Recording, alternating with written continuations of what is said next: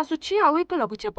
ଉତ୍ତର ବଙ୍ଗୋପସାଗର ଅଞ୍ଚଳରେ ଏହି ଲଘୁଚାପ କ୍ଷେତ୍ର ସୃଷ୍ଟି ହେବାର ସମ୍ଭାବନା ଅଛି। ଲଘୁଚାପ କ୍ଷେତ୍ର ପ୍ରଭାବରେ ରାଜ୍ୟର ବିଭିନ୍ନ ସ୍ଥାନରେ ବର୍ଷା ସମ୍ଭାବନା ଅଛି। ଆଗାମୀ 5 ଦିନ ପାଇଁ ଉତ୍ତର, ଦକ୍ଷିଣ ଏବଂ ପଶ୍ଚିମ ଓଡ଼ିଶାରେ ପ୍ରବଳରୁ ଅତି ପ୍ରବଳ ବର୍ଷା ହେବାର ସମ୍ଭାବନା ଅଛି।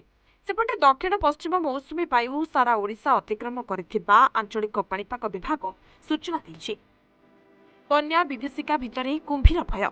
କେନ୍ଦ୍ରାପଡ଼ାରେ ବନ୍ୟା ବିଭୀଷିକା ଭିତରେ କୁମ୍ଭୀର ଭୟ। ପଟ୍ଟାମୁଣ୍ଡାଇ ବ୍ଲକ 14 ଗୁଲାଟ ଅଞ୍ଚଳରେ ବୁଲୁଛନ୍ତି ବହୁ କୁମ୍ଭୀର। ବ୍ରାହ୍ମଣୀ ନଦୀରେ କୁମ୍ଭୀର ବୁଲୁଥିବା ଦେଖିବାକୁ ମିଳିଛି। ବନ୍ୟା ପାଇଁ ବ୍ରାହ୍ମଣୀ ନଦୀ ପାଣି ଗାଁ ଭିତରକୁ ପଶିଥିବାରୁ କୁମ୍ଭୀର ଗାଁ ଭିତରେ ବୁଲୁଥିବା ନଜର ଆସୁଛି। ଭୟରେ ଲୋକେ ଏବେ ଆତଙ୍କିତ ଅବସ୍ଥାରେ ଅଛନ୍ତି। ଏପରିକି ରାତିରେ ଗାଁ ଲୋକ ଘରୁ ବାହାରିବାକୁ ମୁସ୍କିଲ ହୋଇପଡ଼ିଛି। ବ୍ୟୁରୋ ରିପୋର୍ଟ, ସୂଚନା TV 24/7।